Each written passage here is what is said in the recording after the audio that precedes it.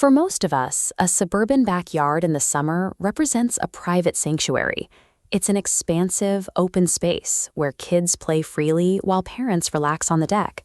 It feels like a protected enclave, totally insulated from the outside world. Looking at this layout of a standard property, you can see how we construct that feeling of security. We use tree lines, wooden fences, and exterior walls to draw a psychological boundary. Inside that line is the bright, predictable safe zone. Outside is the dark, unknown. But that boundary is largely imaginary. The dense woods, the side gate, and the front door are physical vulnerabilities bypassed in seconds. To understand how quickly this comfort dissolves, we are going to look at 3 documented cases of suburban incursions. We will track a threat that starts at the distant edge of the property line and step by step moves all the way into the absolute center of a family's home. These 3 cases show what happens when that distance is stripped away. It is the story of how our safest spaces are invaded, one perimeter at a time. Our first case starts in a quiet rural area where homes sit on several acres backed by deep woods. A man was house-sitting for his brother, walking their chocolate lab, Bear, along the shaded trails. During a morning walk, Bear froze. His ears went up, staring intently into the thick trees off to the left, refusing to move. That evening, the isolation of the property was tested. Around 9:30 p.m., someone knocked on the front door.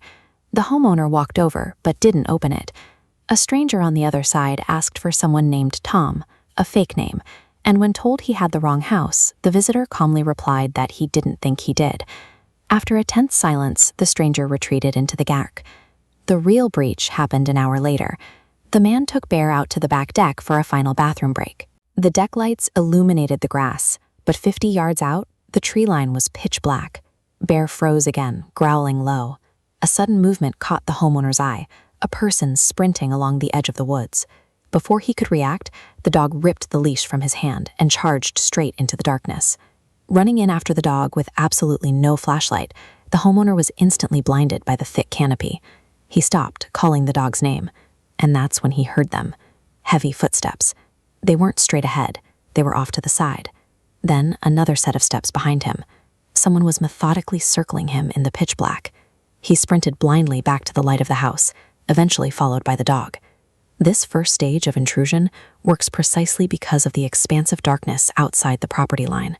The vastness of the outside world gives an intruder the perfect cover to observe your vulnerabilities completely undetected. We move from the deep woods to a typical suburban neighborhood in Georgia. 2 brothers and their families were hosting a Memorial Day barbecue. Kids were playing in the pool, adults were eating, a completely relaxed, secure environment. But as night fell, the party was cut short by a blood-curdling, distinctly human scream echoing from the woods behind the fence. The families hurried inside, eventually dismissing the noise as a teenage prank. But around midnight, the doorbell rang. Through the closed front door, a man claimed to be a neighbor, saying, "Hey, can you open up? It's important." When the homeowner demanded his exact address, the man went dead silent, and footsteps quickly retreated off the deck. The homeowner immediately checked every lock in the house. His wife then told him she thought she'd heard the manual garage door opening. The automatic opener was broken, meaning the side door to the garage was physically unlocked from the outside.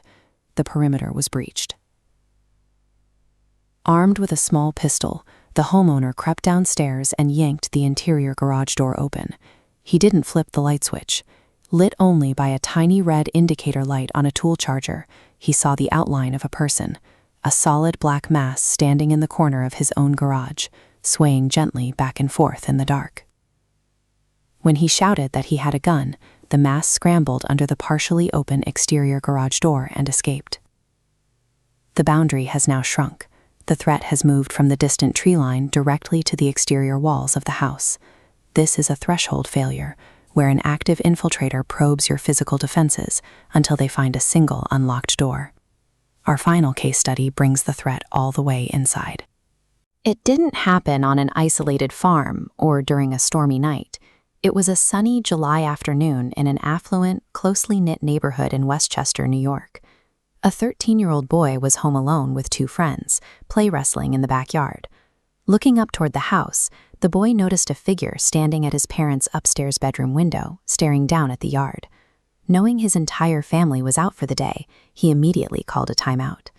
By the time he pointed up to show his friends, the figure had backed away into the shadows.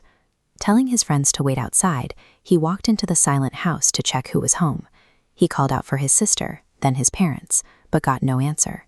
Instead, from the ceiling directly above him, he heard the heavy, deliberate creaking of floorboards. Someone was walking around upstairs. He moved to the base of the main staircase and called out one more time. He looked up. Protruding just past the edge of the hallway wall, pointing toward the top step, was a grimy, bare human foot. A strange man was quietly hiding right around the corner, listening to him. The boy sprinted out the back door, called 911, and police eventually dragged out an erratic, half-naked intruder who had simply walked in. This is the complete collapse of the perimeter. When an unknown, unstable person is standing silently in the hallway above you in broad daylight, the entire concept of a designated safe zone ceases to exist. Looking at all three of these incidents, you notice a deeply unsettling pattern. None of the intruders were criminal masterminds executing a coordinated heist. They were erratic, unpredictable strangers seizing an immediate opportunity. We spend thousands trying to fortify our homes, but as this diagram illustrates, you can have a massive, heavy-duty vault door, and it means nothing if the lock isn't engaged. The ultimate vulnerability in any security system is the human factor. The most expensive alarm system and the thickest deadbolts on the market are completely neutralized by a single moment of forgetfulness. In 2 of our 3 cases, the terrifying intrusion happened simply because someone forgot to turn a latch. The environment outside your walls is entirely out of your control, and on any given night, the only physical thing separating your sleeping family from that unpredictability is a small piece of turned metal. Home invasion stories usually focus on the monster outside, but the real horror lies in how often we are the ones who accidentally invite them in.